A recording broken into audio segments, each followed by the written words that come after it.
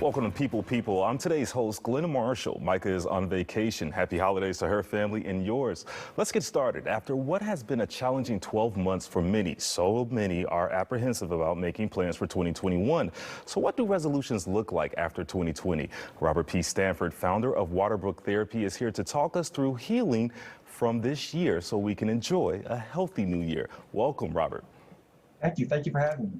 Yeah, so let's talk about the healing process, because you know us being African Americans, we have went through a lot this year, whether it was facing the pandemic, racial tensions, just all around. It's been a lot. So what are some ways or keys to going into the new year after healing from this year? I'm a big advocate of processing, and what I often like to use in my work with clients is journaling.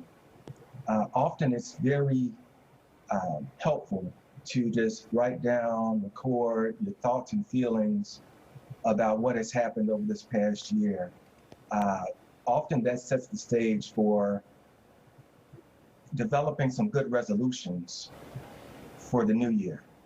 So I'm a strong advocate of that. I really think that folks should pull out a pad and pen, or there's several apps out there that can work for this as well. I think it's very important to do some journaling just to process and get things off our chests. So like the start is just processing what we've gone through, what we've been through. Then what would you consider to be the next step? What's next after that?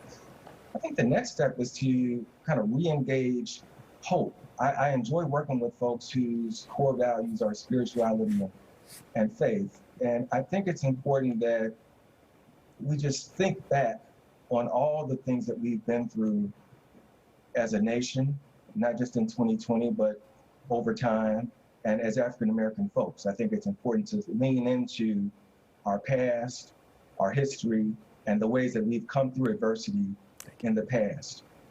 Gotcha. I have to bring this up because, you know, in our culture, oftentimes, let's just be honest, Black people, we sometimes try to shy away from, you know, getting therapy, going to see someone to discuss these things. How important is that after dealing with a year like we just dealt with?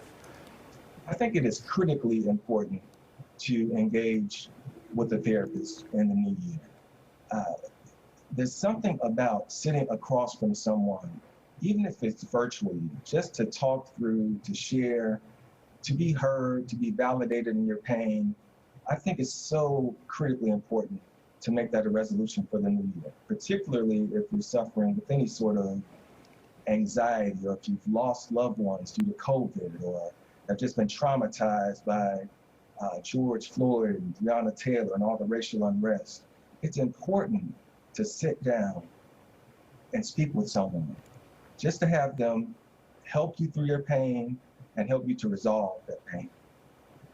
Got that. I like that idea. And let's be honest, 2020's problems are still going to continue into 2021. That's right. How do we deal with those going in, knowing that we've just come through so much, and then we're still in the pandemic, we're still seeing a lot of racial tension, situations like that are happening across the country. How do we handle that in the next year? I think it's important for us to explore our values, right? Our core values, our values in our community, our values in our families, our just personal values.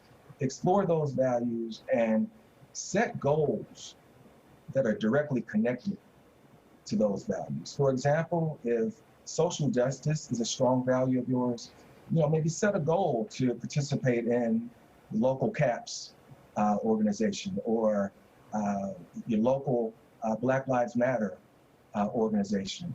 You know, try to do some reflection on who you are as a person and set some goals that are directly related to that. Values typically never change. So it's important to just sort of hone in on what those values are for the new year and let those guide your resolutions.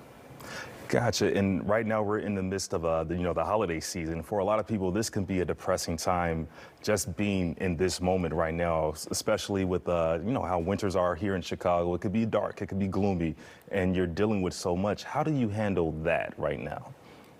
I think right now, in dealing with that, it's important to use some tried and true coping strategies, things that have worked in the past. For some, it's music. For others, it's watching Lifetime Christmas movies.